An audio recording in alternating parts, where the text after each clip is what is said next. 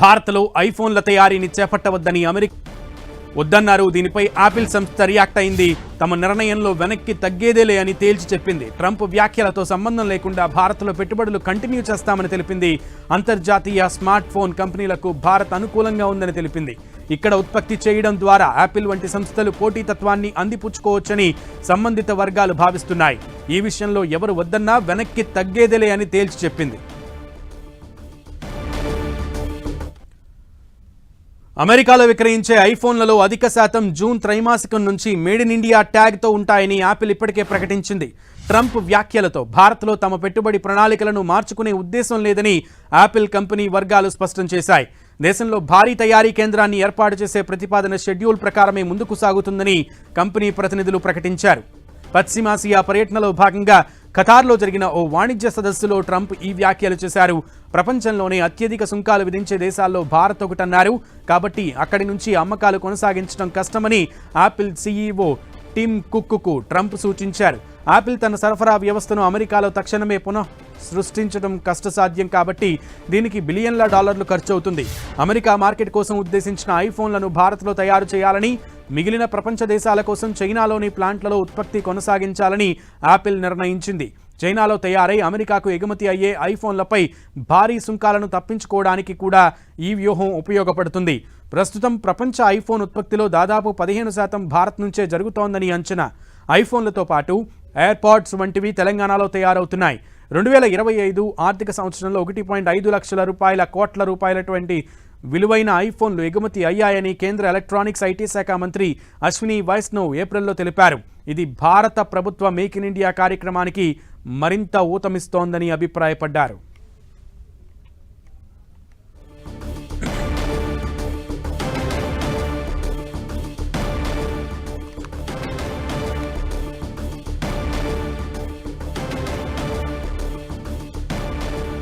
America అధ్యక్షుడు వద్దని వారించినా తగ్గేదేలే అంటోంది యాపిల్ సంస్థ.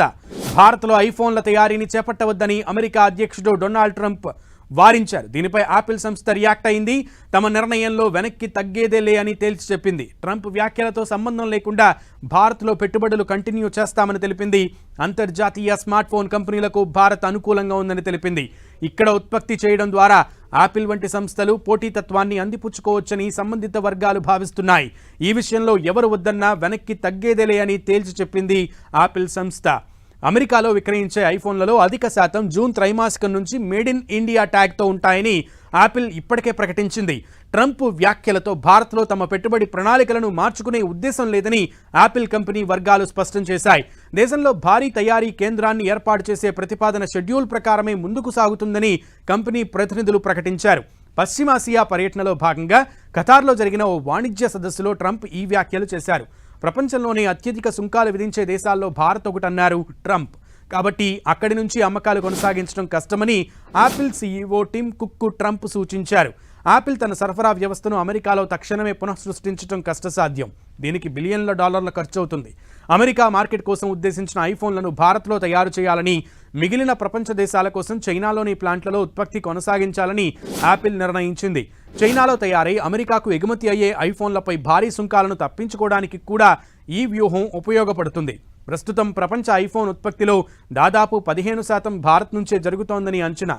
ఐఫోన్లతో పాటు ఎయిర్పాడ్స్ వంటివి తెలంగాణలో తయారవుతున్నాయి.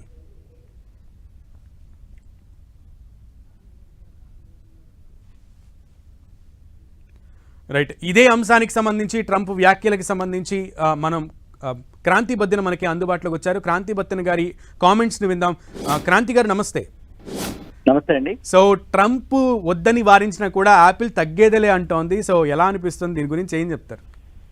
అంటే ఇది నిన్న ప్రెసిడెంట్ ట్రంప్ చేసినటువంటి వ్యాఖ్యలు మార్కెట్ లో కొంచెం ఒక షేకింగ్ లాగా అనిపించింది అనమాట. కానీ ఏంటంటే వాట్ ట్రంప్ యొక్క ఉద్దేశం ఏంటంటే వీళ్ళ యొక్క మాగా ఏదైతే మేక్ అమెరికా గ్రేట్ అగైన్ అనే భాగంగా మ్యానుఫ్యాక్చరింగ్ ని అమెరికాలో పెంచడానికి is making all his efforts అనమాట. ప్రస్తుతం మనం చూసినట్లయితే ఇండియా యాపిల్ కి చాలా ఇంపార్టెంట్ డెస్టినేషన్ కింద ఉంది. ఎందుకంటే వాళ్ళ యొక్క నెక్స్ట్ యాపిల్ యొక్క ఒరిజినల్ ప్లాన్స్ ప్రకారం నెక్స్ట్ 50% సోర్సింగ్ ఇండియా నుంచి చేయడానికి యాపిల్ ప్లాన్స్ ఉన్నాయి.